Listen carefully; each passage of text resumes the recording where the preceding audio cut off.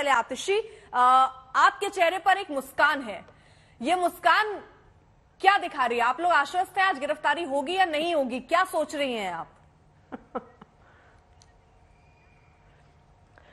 देखिए, हम लोग अर्पिता जी आश्वस्त हैं कि हम एक ईमानदार पार्टी हैं। हम लोग आश्वस्त हैं कि हम जनता के हित में काम करते हैं।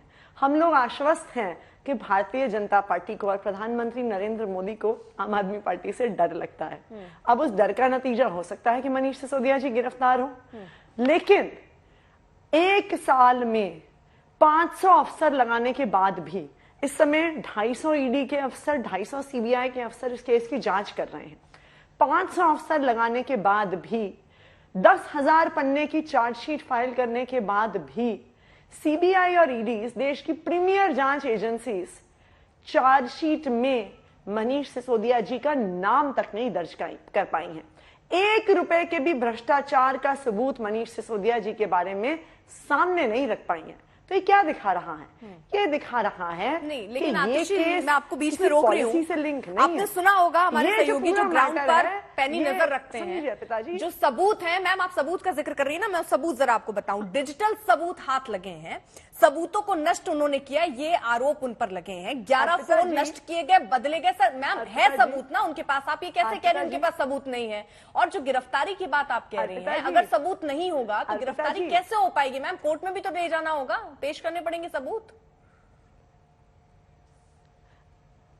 अर्पिता जी, जो आप बता रही हैं वो सीबीआई और भारतीय जनता पार्टी द्वारा प्लांटेड स्टोरीज हैं।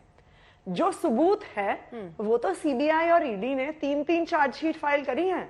10,000 पन्ने की चार्जशीट फाइल करी हैं। 10,000 पन्ने में मनीष सिसोदिया के खिलाफ वो 1 रुपए के भी भ्रष्टाचार का सबूत सामने नहीं रख पाए हैं। अब देखिए, आप सीबीआई की प्लांटेड स्टोरीज और भारतीय जनता पार्टी की प्रेस कॉन्फ्रेंसेस को अगर सबूत मानती है तो मैं कुछ नहीं कर सकती, लेकिन हम तो उसे सबूत मानते हैं जिसको चार्जशीट में रखा जाता है। और 10,000 पन्ने की चार्जशीट के बाद भी 1 रुपए का भ्रष्टाचार, वरना बताइए, अक्यूज्ड नंबर 1 थे मनीष सिसोदिया, लेकिन 3-3 चार्जशीट फाइल हो गई, एक भी चार्जशीट में मनीष सिसोदिया जी का नाम नहीं। जरा आपसे देखिए, ये एक चार्जशीट में कहीं भी मनीष सिसोदिया का आम आदमी पार्टी और भाजपा के बीच की राजनीतिक लड़ाई है। ठीक है, मुनीष से मैं इस पर जवाब ले लूंगी और क्लियर हो जाएंगी तस्वीर। जफर इस्लाम, अपना जवाब दे दीजिए और मुनीष को एक बार जरा ऐड करवाइएगा। देखिए अर्पिता जी, सबसे पहली बात, ये एक क्लासिक एग्जाम्पल है, चोरी भी और सीनाजोरी भी। जब कोई चोरी करता है और उसके बाद भी बार बार झूठ बोलता है, उसका क्लासिक एग्जाम्पल है और इवेंट बनाने की कोशिश करता है। आपने कभी देखा है कि आदमी को सीबीआई में बुलाया जाता हो और वो रोड शो की तरह लोगों को इस बात को दिखाने की कोशिश कर रहा है कि हम तो चोर नहीं है? अरे भाई, हजारों मिसाल आपके पास, हजारों एविडेंस है आपके खिलाफ, आप क्यों परेशान हो रही हैं? आप थोड़ा हंसिए। हंसना जो आपका है ना, 4 दिन की चांदनी फिर अंधेरी रात वाली रहेगी आतिशी जी, इसलिए कि जल्दी दूध का दूध पानी का पानी हो जाएगा। जितना भी आपने जो बंगलिंग की है, जितना भी घोटाला किया है, जिस तरह से नीतियां चेंज की है, जिस तरह से आपने एक्साइज ड्यूटी को, जो एक्साइज की नीति को वापस लिया है, किससे क्या अरेंजमेंट किया है, कितने पैसे लिए हैं, कहां से किस तरह से किया है, ये सारे दस्तावेज हैं। सीबीआई को ऐसे सीबीआई इन्वेस्टिगेशन नहीं कर रही है।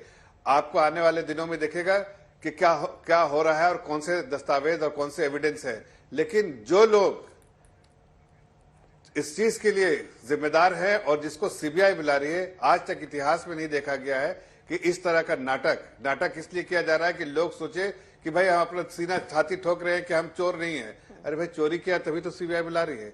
अब कुछ दिन के बाद आपको उसके दस्तावेज भी मिलेंगे, कोर्ट में भी मिलेंगे और पूरे सबूत के साथ वो जेल भी जाएंगे। जेल जाने का इतना शौक है, उससे समझ में आ रहा है जिस तरह से नाटक कर रहे हैं कि डर बहुत लग रहा है, बहुत डर लग रहा है अजय, बहुत डर लग रहा है। और नहीं, अभी देखिए, बीच में नहीं बोला आपको। तो यही लगता है ये एजेंसियां बीजेपी के इशारे पर काम कर रही हैं। आप कह रहे हैं डर लगता है, वो कह रहे हैं डराने का काम तो आप ही कर रहे हैं। मेरा एक सवाल है, मैम 1 सेकंड में आ रही हूँ।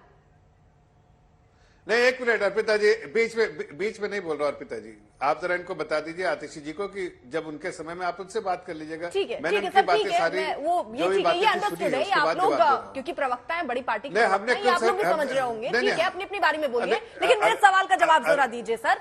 मैं आपसे पूछ रहा हूँ, आप कह रहे हैं इनको डर लग रहा है। सर वो ये तो आरोप लगा रहे हैं कि डराने का काम तो आप और आपकी एजेंसी कर रही है। आपकी एजेंसी कह रहे हैं वो कि ईडी और सीबीआई आप अपने विरोधियों पर छोड़ देते हैं।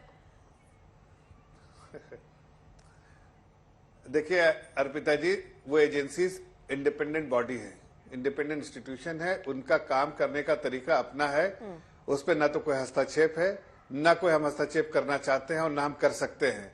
वो इंडिपेंडेंटली परसू कर रही है और कोई भी एजेंसी अगर कोई चीज परसू करती है, किसी को बुलाती है सीबीआई ऑफिस में उसको फर्दर इन्वेस्टिगेट करने के लिए, तो इसलिए कि उसके पास कुछ एविडेंस ऑलरेडी है, उसको पुख्ता करने के लिए और इन्वेस्टिगेशन होती है। लेकिन जब इस तरह का ड्रामा होता है ना कि पहले से अनाउंसमेंट कर दिया, भाई सीबीआई ने कहा का अभी अरेस्ट कर रहे हैं, इसलिए कि लोगों को कहीं ना कहीं उत्तेजित करने के लिए, और अभी तो उसकी मिसाल बन रही है सीधे आतिशी जी, जो लोगों को उत्तेजित करके लोगों को लड़ाने का काम, भड़काने का काम ये करना जानती हैं, वो कर रही है।